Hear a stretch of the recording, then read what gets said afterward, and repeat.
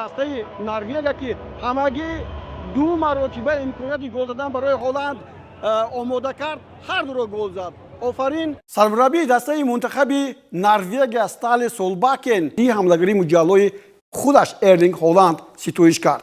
سولباکن اصرار داشت که هلند باز یک مرتبه دیگر نشان داد که او یکی از بهترین حمله‌گران جهان به شمار می‌رود. با گفته مربی حمله‌گر نروژی نه تنها با دو گل زده‌اش بلکه با فعالیت پرمحصول در موفقیت دسته نقش مهم بازی. ارلینگ همیشه در لحظه‌های مهم خود را نشان می‌دهد. او یک گلزن سطح جهانی است و امروز بار دیگر اثبات کرد که می‌تواند سرنوشت بازی را تغییر دهد. ولی من بیشتر از همه از روحیه دسته‌ای او قناعتمندم.